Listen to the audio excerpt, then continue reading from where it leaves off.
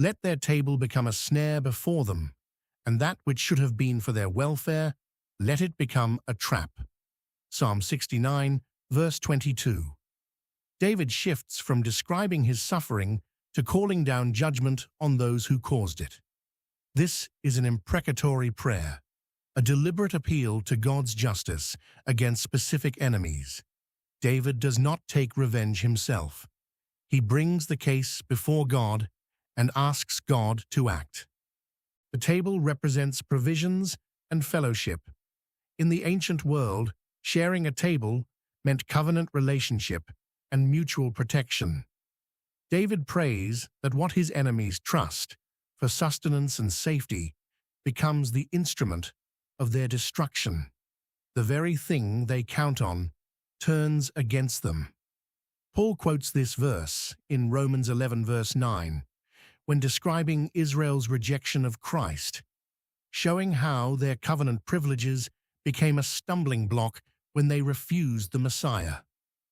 Let their eyes be darkened, that they see not, and make their loins continually to shake. Psalm 69, verse 23.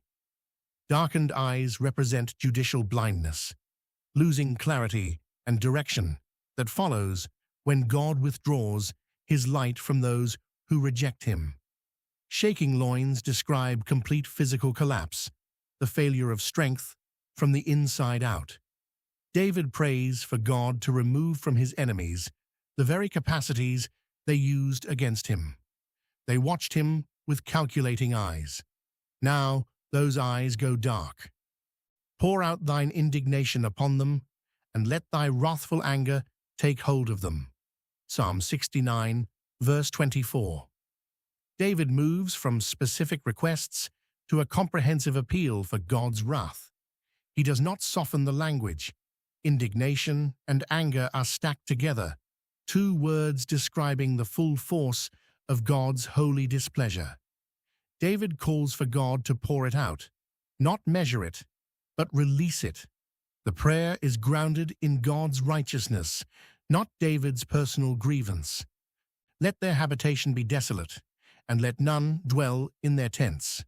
Psalm 69, verse 25.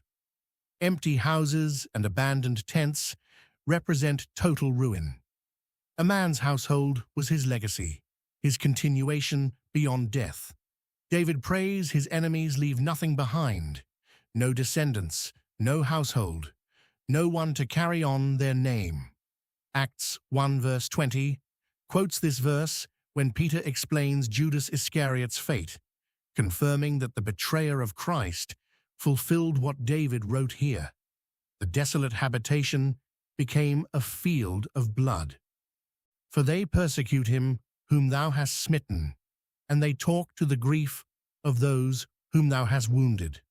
Psalm 69, verse 26. This verse explains the grounds for David's imprecatory prayer. His enemies do not just attack David, they attack a man God has already placed under discipline. God smote David through his own sins and consequences.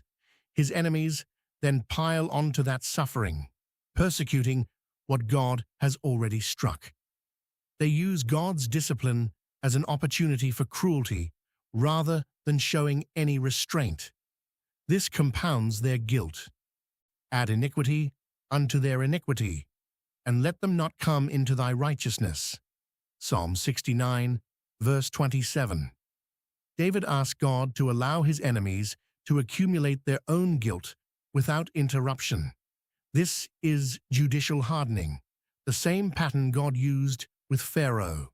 When men persist in wickedness against God's anointed, God permits them to fill their measure of iniquity. The second phrase is the most severe request in the psalm. David asks that they not come into God's righteousness, meaning they receive no justification, no pardon, no standing before God.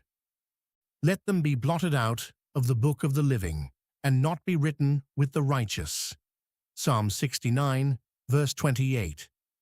The book of the living refers to the register of those who belong to God's covenant community. To be blotted out means removal from that register. David asks that his enemies receive no portion among the righteous. Revelation 20 verse 15 describes this same book as the book of life, and those not written in it face the second death.